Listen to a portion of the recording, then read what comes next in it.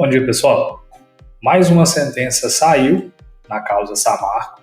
Há mais uma sentença recheada aí de novidades para o pessoal que tem lutado aí pelas suas indenizações. E como eu gosto de fazer nesse quadro, de interpretar as sentenças, eu vou trazer os pontos mais relevantes, os pontos que realmente vão afetar aí a população de uma forma geral, como aconteceu na última decisão, que o pessoal interpretou de forma equivocada e acabou gerando aí um burburinho nos territórios. A gente vai mostrar aqui o que resumidamente ocorreu nessa decisão e explicar aí os pormenores, tá? Então, segue comigo na tela. Ela foi uma decisão também que o juiz condensou vários pedidos aí da Defensoria e do MP e respondeu eles todos de uma vez. Vamos pular mais para a parte onde o juiz já traz as suas próprias considerações, Esse trecho todo aqui para cima, ele é o juiz trazendo para a petição sobre o que ele está decidindo, O MP e a Defensoria fazem um pedido, as sociedades e a Fundação Renova respondem, e o juiz traz, enfim, as suas considerações mais abaixo. Aqui é a resposta das empresas. E vamos aí para a parte da sentença, o relatório da sentença, onde o juiz explica a motivação dele em decidir da forma que ele decidiu.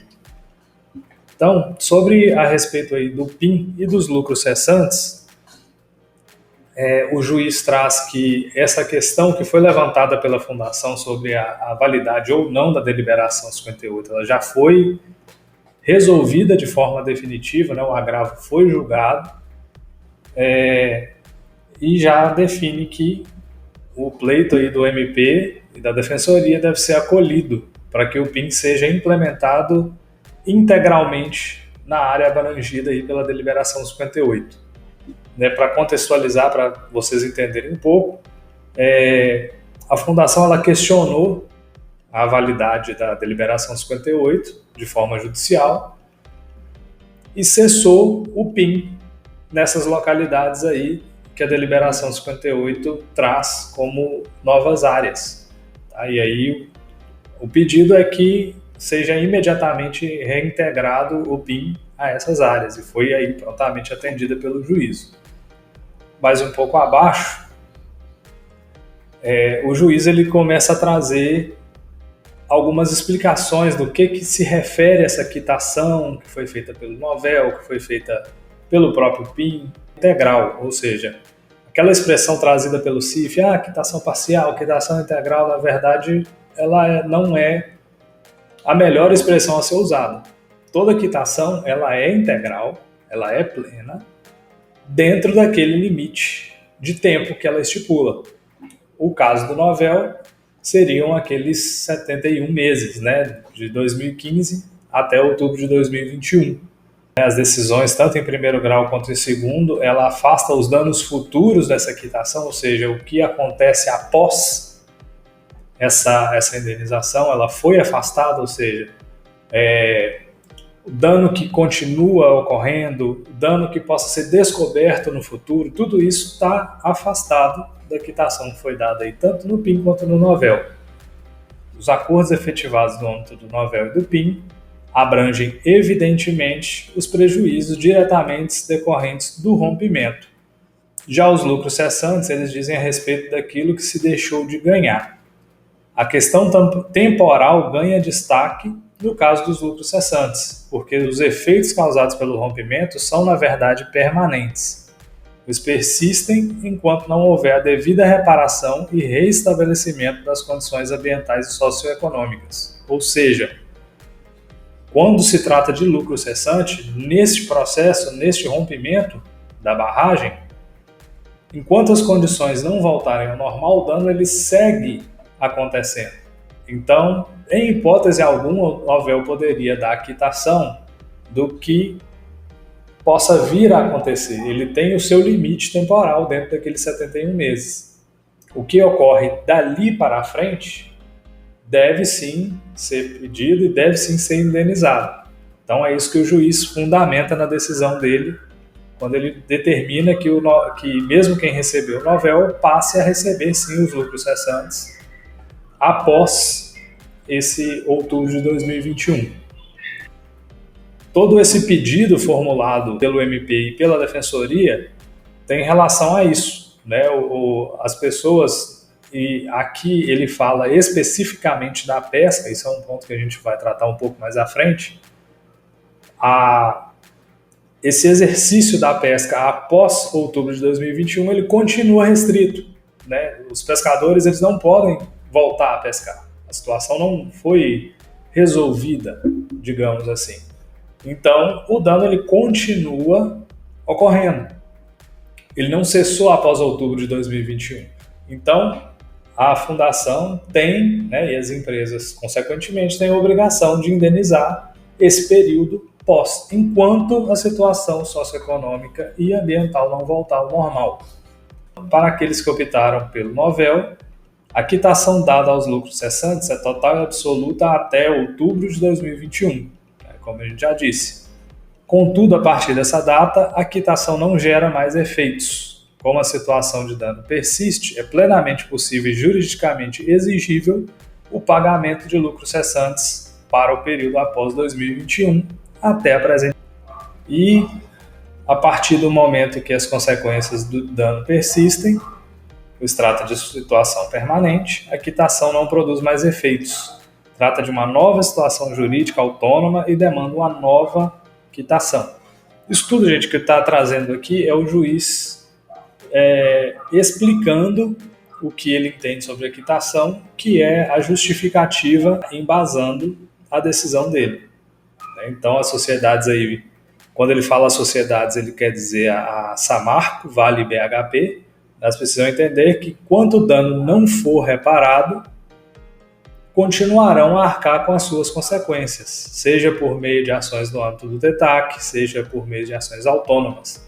O que não se pode é renunciar àquilo que não se conhece ou não foi reparado, que há um interesse público primário, o qual é indisponível e inalienável. Ou seja, o que as empresas tentaram, né, dar essa quitação erga omnes para o novel, ou seja, ela gera efeitos infinitos, é justamente isso. O que ela provocou, o desastre que ela provocou, continua gerando efeitos, mas ela não pagaria por eles. Ela está tentando aí quebrar essa regra. E aí o juízo ele veio incisivamente falar que isso não pode ocorrer e não vai ser tolerado. O juiz, ele mais uma vez, ele imputa a Fundação Renova os erros que ela tem cometido nesse processo. O juiz ele mostra que ele está bem satisfeito com a atuação da Renova, tanto nos programas que ela deveria atuar, quanto dentro do processo, né? Ele faz uma crítica dura aí a forma com que a Fundação ela responde de forma genérica aos pedidos do juízo, e aí entra naquela parte que a gente precisa dar uma acalmada aí nos territórios. Por quê? Você tem o direito a pleitear a entrada também no PIN para continuar recebendo os lucros cessantes, desde que você comprove aí que a sua atividade ainda está afetada. Então, ele não fechou o leque apenas para a pesca, mas ele deu essa condicionante. Você precisa comprovar aí que a sua atividade ela permanece impactada. Mais uma vez, ele fala da prova. No caso dos pescadores, ela se torna evidente o prejuízo que sofreram e a necessidade de indenização pelos lucros cessantes, visto que se não fosse o dano ambiental, poderiam exercer sua atividade econômica. Mas, em todo caso, é preciso que se comprove aquilo que deixou de ganhar. Então, a pesca está completamente comprometida nessa região, né, afetada aí pelo desastre. Então, por isso, já é uma prova que os pescadores eles têm esse direito de continuar recebendo lucro cessante, mesmo tendo aderido ao novel. Deliberação, ou seja, esses são os comandos judiciais. Isso aqui é que ele definiu com base em toda aquela explicação que está lá no relatório. Ele definiu aí que o PIN precisa ser definitivamente implantado em todos os territórios abrangidos pela deliberação 58. Os lucros cessantes anuais, aquelas pessoas atingidas, incluídas no PIN, enquanto não houver a tomada segura, a retomada segura das atividades produtivas impactadas em consoância com o TETAC e com as deliberações 111, 118, 119 e 181 do CIF. Ou seja, para quem está aí no PIN, para quem está recebendo o PIN, né, isso vai continuar indefinitivamente. Né? Enquanto a situação não voltar ao normal, assim como é o AF, também será o PIN. Que também proceda ao pagamento retroativo das verbas do PIN para todas as pessoas atingidas, prejudicadas por cancelamentos indevidos. Houveram situações aí de cancelamentos de PIN indevidos, por justificativas genéricas, etc. Essas pessoas vão receber, né, tanto o retroativo quanto continuar a receber, com incidência de juros e correção monetária. Também efetue o pagamento de indenização pelo lucro cessante resultante da inviabilidade do exercício da pesca, independentemente de qualquer acordo firmado no novel a partir de 2021. Ou seja, o juiz já considerou quem recebeu no novel, quitou de outubro de 2021 para trás. Novembro de 2021 para frente deverá ser indenizado, ou seja, nós estamos aí em 2024. Então, todo esse período que a pessoa ficou sem o lucro cessante por ter aderido no novel ou outro acordo, ele deverá receber esse valor com juros e correção monetária. Promova a reinclusão no PIN para fins de pagamento de lucros cessantes até que ocorra a retomada segura da atividade de pesca daqueles pescadores e pescadoras que estavam devidamente cadastrados no PIN, mas tiveram o direito ao pagamento ao lucro cessante cancelado em razão da adesão do novel e do respectivo termo de quitação. Nada mais do que eu acabei de falar. Efetue também o pagamento de parcelas retroativas de lucro cessante, com incidência de correção monetária, juros de mora, aos pescadores que estavam cadastrados no PIN e tiveram o direito do lucro cessante em razão da sua caçada, em relação à sua adesão do novel, ou seja, eles vão receber esse retroativo corrigido e com juros. E que ela proceda à análise de elegibilidade do PIN para fins de recebimento de lucro cessante de todos os pescadores e pescadoras que tenham solicitado cadastramento ao PIN até 31/12/2021, visando o recebimento de lucros cessantes, mas que tiveram o seu pedido arquivado ou indeferido em razão de sua adesão ao novel. Ou seja, até quem não recebia o PIN, mas fez o pedido e esse pedido não foi para frente porque a pessoa pegou o novel, ele também vai ter esse direito. As pessoas que vão ter direito a esse recebimento, elas precisam comprovar a sua perda. O juiz ele não restringiu aí apenas a pesca. A pessoa pode vir a pleitear o PIN, desde que ela comprove que a atividade dela ainda está afetada pelo rompimento. Mas ele deu um comando direto à pesca. Ele também não especificou aí se esse universo de pescadores seriam apenas os profissionais ou também os amadores e os de subsistência. Então isso precisa ser um pouco mais trabalhado, mas é uma decisão muito importante, uma decisão que definiu alguns parâmetros. E o juiz ele foi claro e incisivo em falar que as indenizações elas vão continuar até que a situação ela seja resolvida. Então essa sentença trouxe bastante clareza para alguns cursos do processo. Lembrando que dessa sentença ela ainda está no prazo de recurso, a gente precisa aguardar agora que ela esteja totalmente válida, totalmente plena, para gerar esses efeitos aí, para que a fundação cumpra esse prazo aí de 90 dias.